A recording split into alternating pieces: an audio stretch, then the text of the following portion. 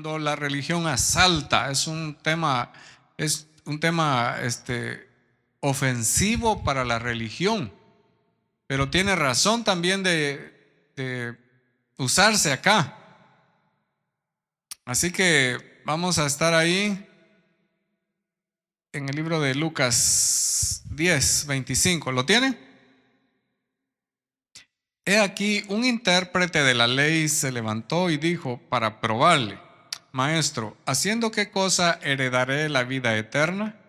Él le dijo: ¿qué está escrito en la ley? ¿Cómo lees? Aquel respondiendo dijo: amarás al Señor tu Dios con todo tu corazón y con toda tu alma y con todas tus fuerzas y con toda tu mente, y a tu prójimo como a ti mismo. Y le dijo: bien has respondido, haz esto y vivirás. Pero él, queriendo justificarse a sí mismo, dijo a Jesús: ¿y quién es mi prójimo?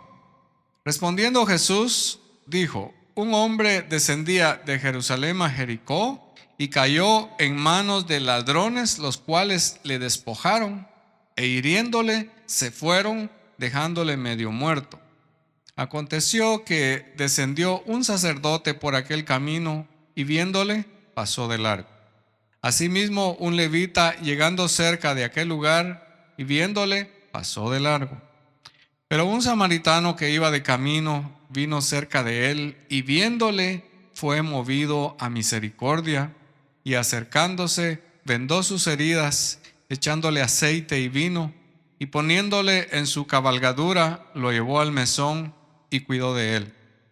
Otro día, al partir, sacó 2 denarios y los dio al mesonero y le dijo: cuídemelo, y todo lo que gastes de más, yo te lo pagaré cuando regrese. ¿Quién, pues, de estos 3 te parece que fue el prójimo del que cayó en manos de los ladrones? Él dijo: el que usó de misericordia con él. Entonces Jesús le dijo: ve y haz tú lo mismo. Es la palabra de Dios. Siéntense.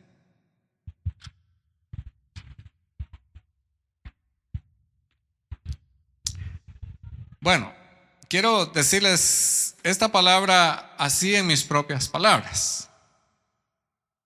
Uno que es maestro de la ley judía, quiere saber lo más importante, que es cómo tener la vida eterna.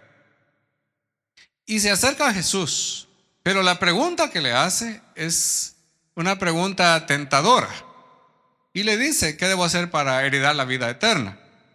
Ahora Jesús le responde. Jesús sabía la intención del hombre y le responde con otra pregunta. Y le dice: ¿qué lees tú en la ley? O sea, ¿de qué te habla la ley que tú conoces? Sin duda el maestro había leído el Antiguo Testamento, porque era maestro del Antiguo Testamento. Pero también había escuchado que Jesús ya había hecho un resumen de la ley. Y él responde diciendo: bueno, pues amarás al Señor tu Dios con todo lo que tú eres y lo que tienes, y amarás a tu prójimo como a ti mismo. Y entonces le dice Jesús: pues tú lo sabes, hijo, tú lo sabes. ¿Sabes qué? De eso se trata.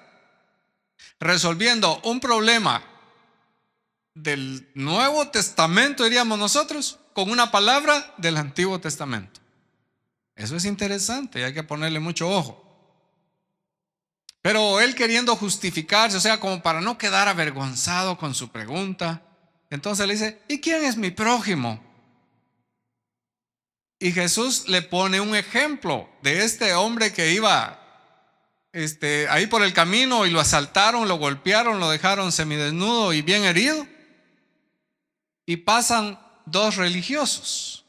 Uno que es sacerdote, o sea, es el máximo conocedor de la ley en ese momento, era el que más sabía. Pero lo ignora, lo deja ahí. Ahora, viene otro que también es religioso, es un levita, es un ayudante del sacerdote o de los sacerdotes, que por cierto había muchos sacerdotes y muchos levitas en aquel tiempo. Y él también, siendo religioso, lo ve, lo observa cómo está y lo deja, se va. Pero viene otra persona y ese es medio religioso. Es decir, si hablamos de la ley judía, porque era samaritano. Los samaritanos por cultura, por sangre, por religión, no eran así definidos. No eran ni muy, muy, ni tan, tan. Entonces, él lo ayuda. Ve a la persona ahí y le ayuda. Completamente. Toda la ayuda que el herido necesita. Y después de que ha concluido esta pequeña historia, le dice Jesús, bueno, entonces, ¿quién te parece que fue el verdadero prójimo? Que se trata del prójimo. Le dice, pues el que usó de misericordia. Y le repite la misma palabra al Señor. Ve y haz tú lo mismo. Ok. Pues el tema es cuando la religión asalta. ¿Qué es eso? ¿Cómo es posible si la religión no asalta? Los asaltantes son otros. La religión ayuda. La religión enseña. La religión es buena. No, a veces los peores asaltantes son los religiosos. Yo no sé si usted va a estar de acuerdo conmigo, pero hay quienes que no con cuchillo en mano ni con pistola en mano, sino con Biblia en mano, le sacan su dinero a la gente. Y grandes cantidades. Y hay un montón de gente que está detrás de eso porque esos movimientos son enormes y tienen mucha plata. Asaltan a la gente. Tal vez usted está sintiendo un poquito heridito su corazón porque probablemente usted cree en eso. Yo le invito, ahora no me da tiempo, pero le invito a que vaya más al fondo y se entere de cómo son esas cosas. La religión tiene esa cualidad, pero no el evangelio. El evangelio es otra cosa. No vamos a confundir las cosas. Aunque a veces el evangelio se le llama también religión con un carácter muy excepcional, porque quiere decir, cuando lo dice Santiago, la religión pura y sin mácula, o sea, sin mancha, es ayudar a las viudas y a los huérfanos. Esa es religión comparada con el evangelio, pero eso es práctica. Quiero que usted vaya poniendo atención a la palabra práctica. Aquí tenemos dos palabras que espero que usted las esté viendo también. La palabra, ¿cuál es la primera? Ortodoxia. Palabras domingueras, decía alguien. La ortodoxia significa creencia recta u opinión correcta. Lo que muchos que están al frente de la iglesia han querido definir, que por cierto existe, lo que se llama también la sana doctrina. Enseñar la palabra, fieles a la palabra, no jalarle los pelos a la palabra, sino ajustarse a ella, dejar que ella me escudriñe. Esa es una creencia recta o una opinión correcta. Pero puede ser también doctrina de la religión, o sea, una doctrina que se compone para que funcione de acuerdo a los intereses de la religión. Ahí se convierte en algo peligroso. De hecho, ha hecho estragos en la iglesia cuando se convierte en eso. Cuando nos aferramos tanto a un pensamiento que decimos, yo así creo, así soy y nadie me va a cambiar y esto y punto. Eso puede confundir. Realmente el evangelio es otra cosa. Y lo vamos a considerar más adelante. Entonces viene la otra palabra que es la ortopraxis. Hasta miedo da leer esas palabras, ¿verdad? Hasta se persignan algunos ahí cuando leen esa palabra. A ver, la ortopraxis significa práctica o acción correcta. Y estas son palabras que se usan en la religión. Una es, yo quiero pensar correctamente. Ortodoxia. Pero también decimos, yo quiero actuar correctamente. Y quiero tener mi conciencia tranquila que estoy actuando correctamente. ¿Verdad que lo decimos? Sí, y mucho, por cierto. Ahora, aquí hay tres personajes. Está este intérprete de la ley, pusimos ahí a Nicodemo y al joven rico. Son tres personas que se acercan a Jesús con la esperanza de hallar vida en Él. De hecho, Él es la vida. Es la lección que ustedes estudiaron por ahí en las células, para los que van a las células. En Jesús hay vida. Y es la verdadera vida, la vida abundante. Entonces, el intérprete de la ley quiere saber cómo adquirir la vida. Si uno no viene a Jesús, si uno no viene a la iglesia, si uno no va al Señor, si no va a su palabra con la intención de encontrar la vida, no está haciendo nada. Lo más importante que el ser humano puede hacer es eso. Pero a Nicodemo, todos sus conocimientos no le ayudan. Pasando al segundo caso, a Nicodemo, que también es un maestro, sus conocimientos no le ayudan. Al joven rico también viene con la pregunta y le dice: maestro, ¿qué haré para heredar la vida eterna? Este le llama maestro bueno. ¿Qué haré para heredar la vida eterna? Otro que también está buscando la vida. El intérprete no encuentra satisfacción. Nicodemo tampoco. El joven rico ni con su dinero está tranquilo, porque la vida es más que eso.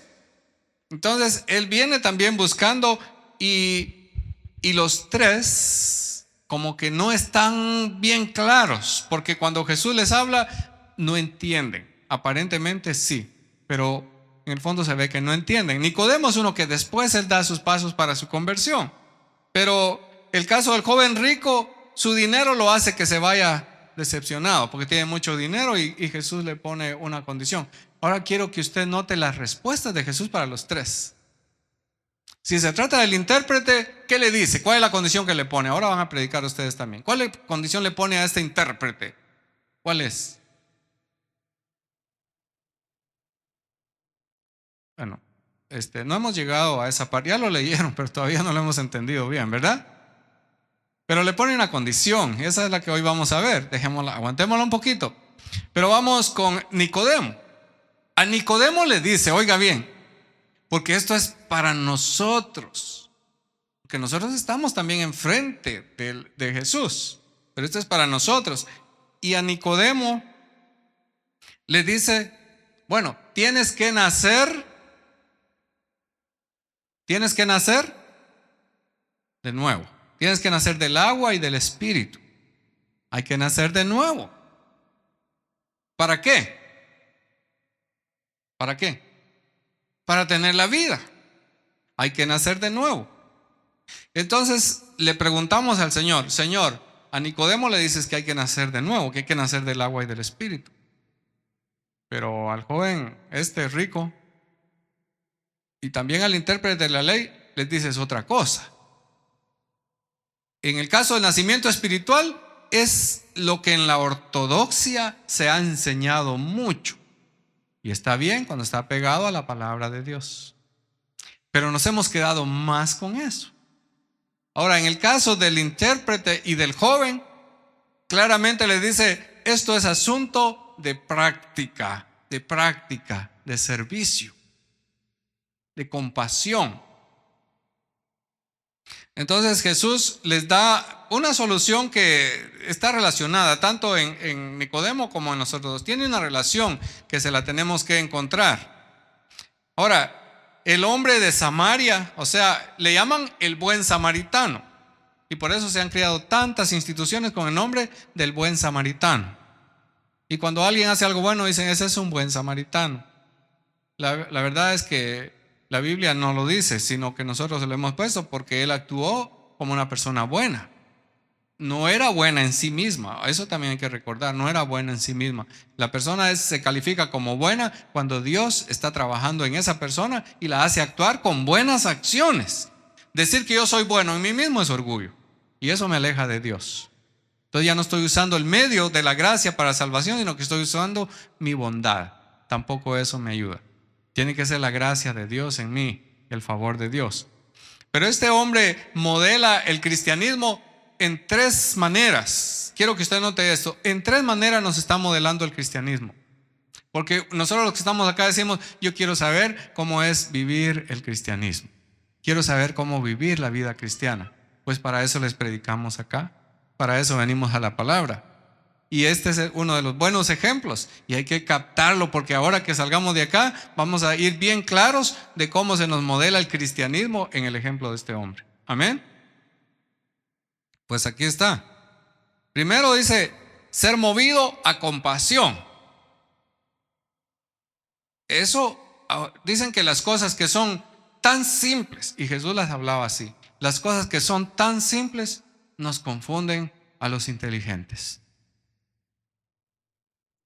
Pero hablando de inteligencia, puramente humana. Y las cosas tan simples nos confunden. A Dios le gustan las cosas sencillas. Pero para eso uno también tiene que tener un corazón sencillo. Y a veces el corazón ya no es sencillo, el corazón ya es complicado. Porque el corazón humano es así de complicado. Cuando son simples, entonces nos quedamos como, ¿compasión? ¿Qué es eso de compasión? ¿Dónde venden eso? ¿Se come para el desayuno, para el almuerzo? ¿Qué es compasión? ¿Cómo se puede sentir la compasión? ¿Alguna vez yo he sentido la compasión? Pero si usted ve la historia acá, dice que este hombre fue movido a misericordia. Ahora nos preguntamos, entonces no se trata de conocimientos. No se trata de ser la persona que más sabe, porque esa persona tiene más peligro. Porque en este caso, el primero que tenía que ser movido a misericordia, ¿quién era? El sacerdote. Alguien dijo, se puede tener una doctrina sana y una práctica enferma. El sacerdote no fue movido a misericordia. Se supone que sus conocimientos lo tenían que mover y no lo movieron. Así que no basta el conocimiento. Pero el levita que también sabía, no fue movido a misericordia. Ahora, el cuadro que estaban viendo no era suficiente para moverlos a misericordia. Delante de una persona que está herida, que está golpeada, hay unos que, como dicen, ni fu ni fa. Y así esa historia se sigue repitiendo. Delante de una persona que está terriblemente necesitada, unos están riendo, carcajeándose y otros están llorando. ¿Qué hace la diferencia?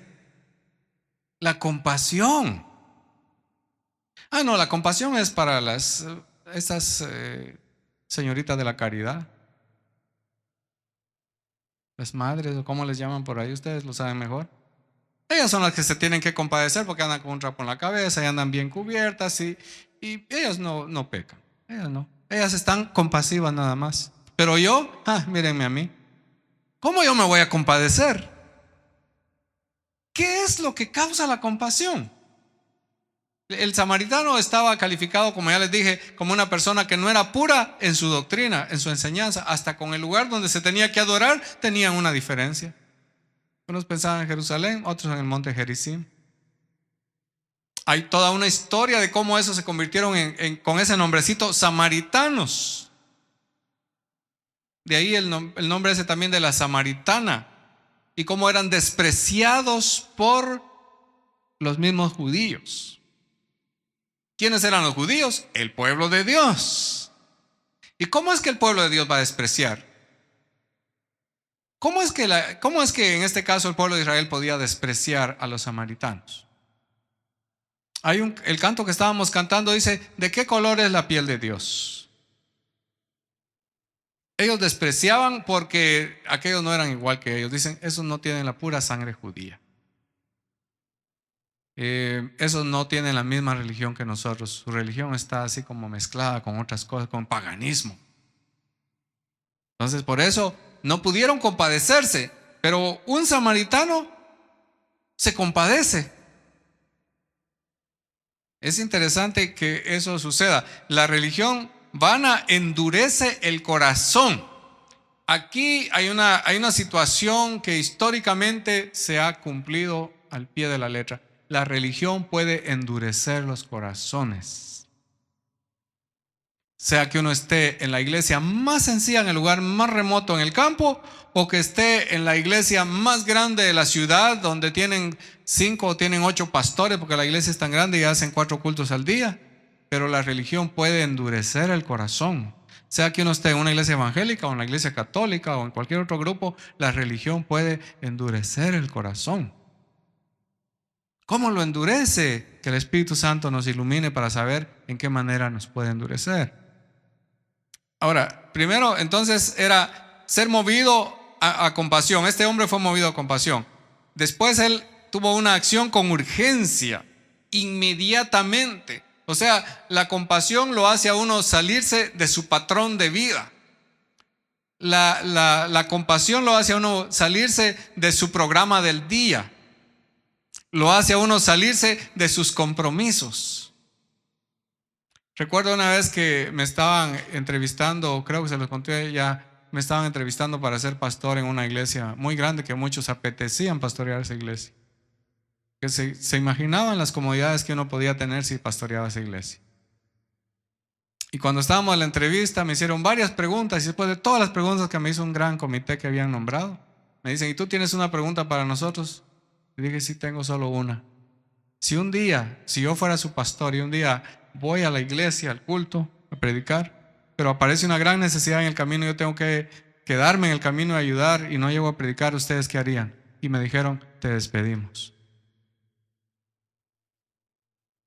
Bueno, ya sé por qué muchos apetecen ser pastores en esa iglesia, ¿verdad? Que lo pueden sacar a uno de su práctica, de su, lo mantienen a uno dentro de esa costumbre. La costumbre de siempre lo mismo y lo mismo. Cuando hay siempre lo mismo y lo mismo, es que las cosas no andan bien. Ya es una religión que nos hemos metido a una religión nada más. Y algunos dicen, cuidado, me toca mi religión. Pero él entonces actuó, o sea, sacó de su poco, sus cositas que tenía, sacó el vinagre, sacó ahí el vino y se puso a ayudar. Y lo curó, le curó sus heridas, le vendó sus heridas. Pero diríamos que ahí estaba hecho el trabajo. Bueno, si tú ya lo ayudaste, ya lo curaste, ya lo sanaste, o por lo menos ya le diste sus primeros auxilios, entonces ya está bien con eso, ya hiciste bastante. Es decir, que si lo dejamos ahí, ya tiene algo de qué admirarle.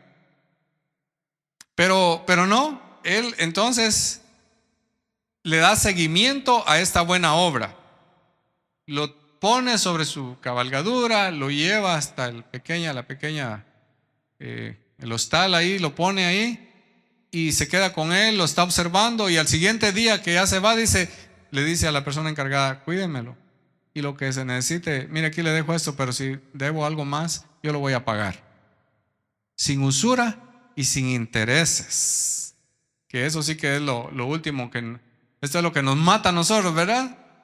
Uno va al hospital y ¿qué le dicen en el hospital? Oh, sí, pase. Le dan una pastilla para el dolor y le cobran $300 por darle una pastilla. No es cierto, a ustedes les ha pasado. Si algunos de ustedes hasta se han quejado conmigo, yo me he quejado con ustedes también. Así es. Y eso sale carísimo. Y uno dice, wow, ¿y de dónde? Me hicieron un tratamiento especial que en la cara me cambiaron la nariz. ¿O qué me hicieron que me salió esto tan caro? Pero eso sucede, pero él no, él dice, yo lo voy a pagar, no se preocupe. Así que el hombre es ayudado completamente, ni siquiera le dice a él, después me lo pagas, cuando trabajes me lo pagas, sino que él lo da. ¿Qué es lo que hace tomar todas esas acciones? Es sencillamente la compasión. La palabra es esa, lo que nos lleva a la acción. Quiero aclarar que hay diferentes razones que a uno lo pueden llevar a la acción. Hay diferentes razones, yo ni siquiera se las voy a mencionar, pero aquí es la compasión. Pueden haber intereses mezquinos, pero aquí es la pura compasión.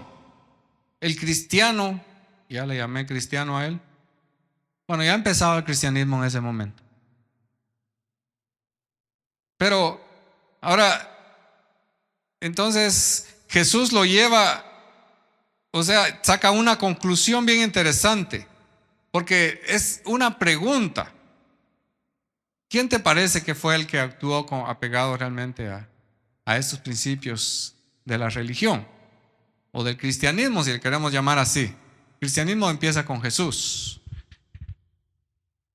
Es muy bueno recordarles, ya se los mencioné, que Jesús está resolviendo un problema con lo que algunos le llaman teología o pensamiento del Antiguo Testamento, porque no había Nuevo Testamento.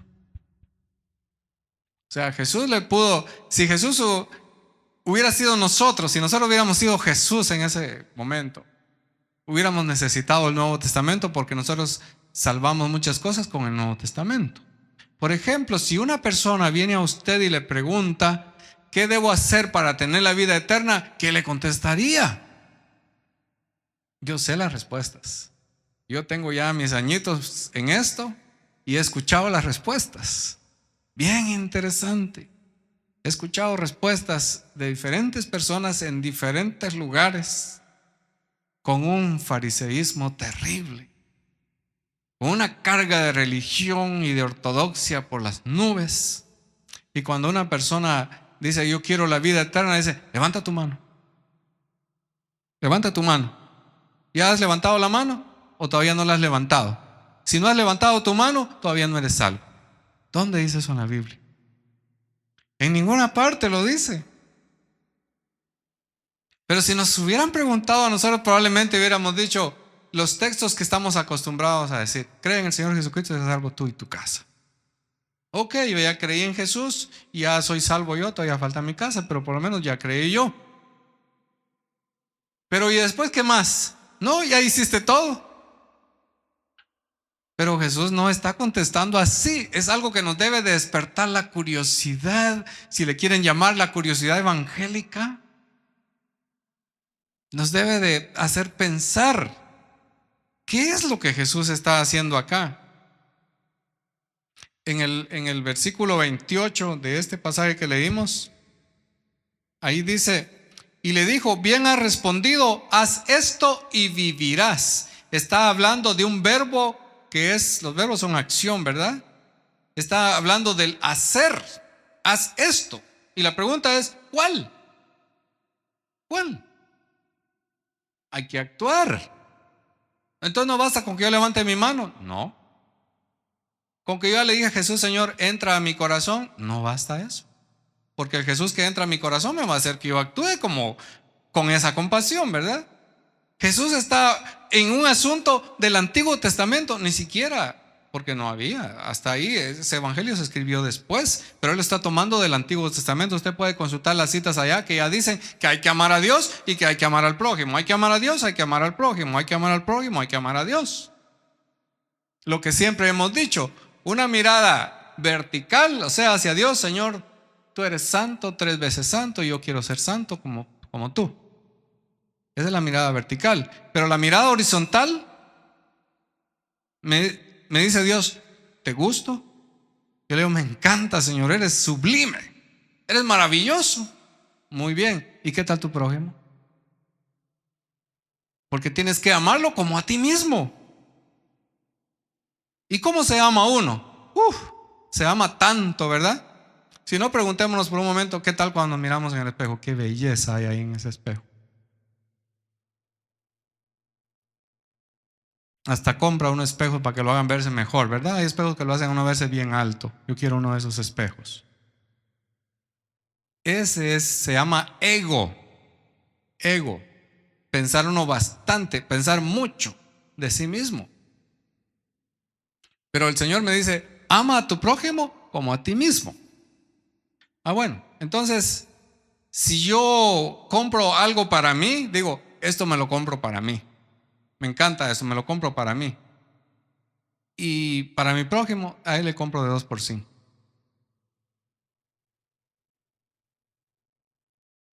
La exhortación es, ve y haz tú lo mismo, o sea, ama de esa manera.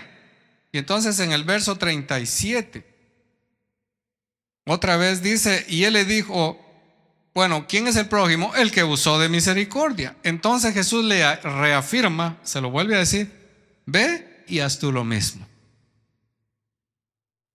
Me tengo que ir por el camino a Jericó y encontrarme ahí uno que fue golpeado, y entonces, pero como yo estoy lejos de Jericó, entonces yo ya me salvé de esa.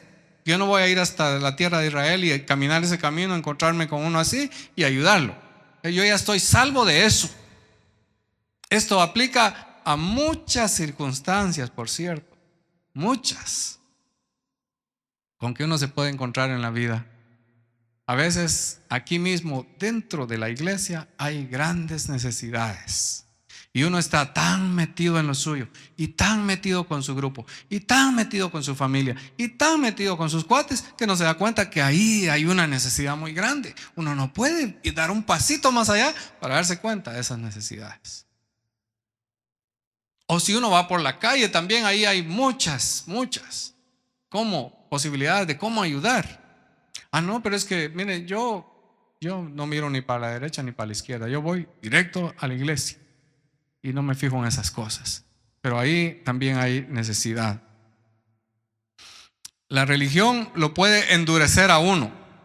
Aparte de los actos cúlticos, o sea, del culto, hay mucho trabajo en el reino de Dios. Porque de hecho tenemos una serie de actos en la iglesia que uno se lo sabe muy bien.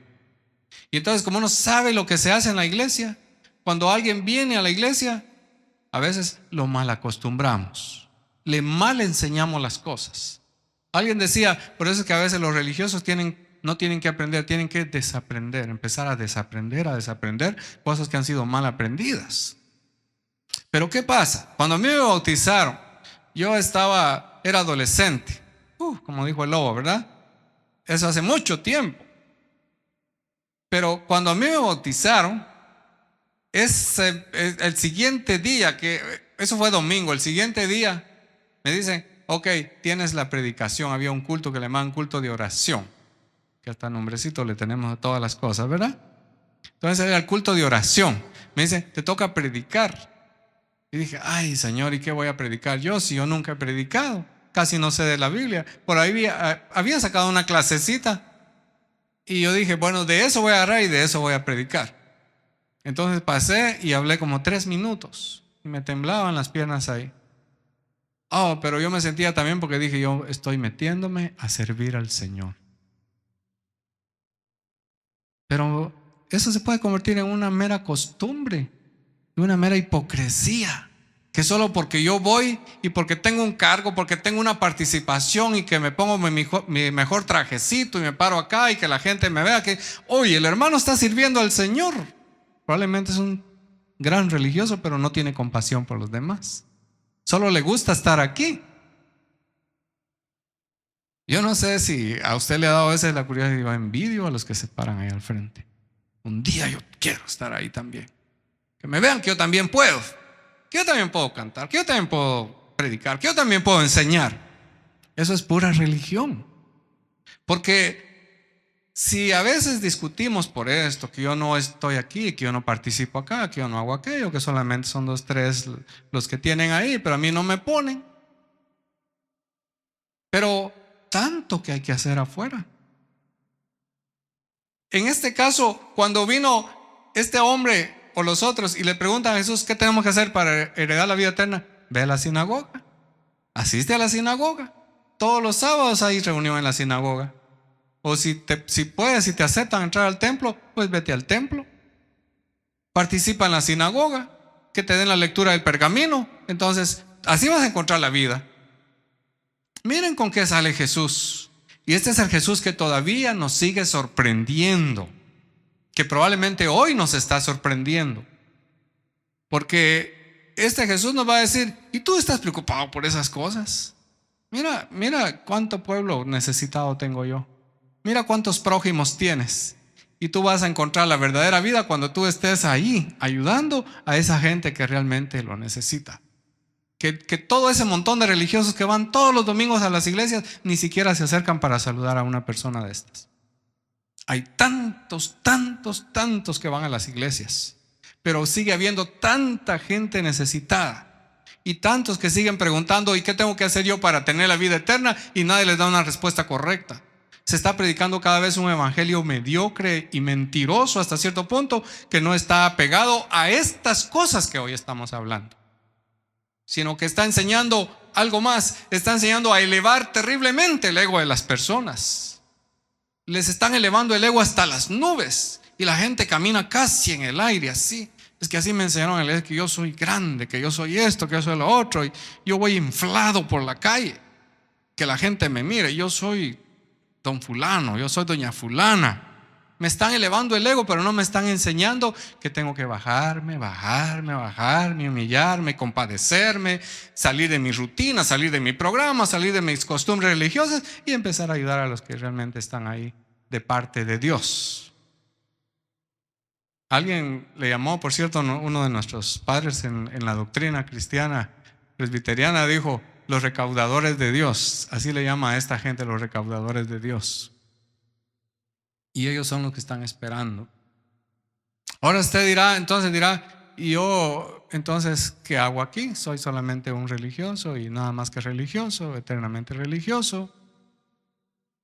No, precisamente por eso estamos acá y eso es lo que hoy estamos aprendiendo. Y esas son las cosas que se tienen que enseñar en la iglesia, que a veces no caen muy bien, por cierto. Porque yo tan bonito que estaba, tan chulo que me sentía hoy así, pero ahora ya me cambiaron mi programa.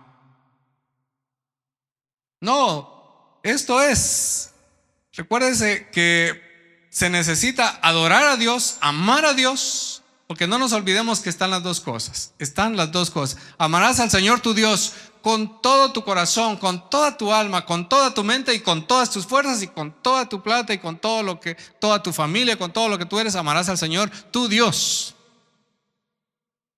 Y a tu prójimo, ajá.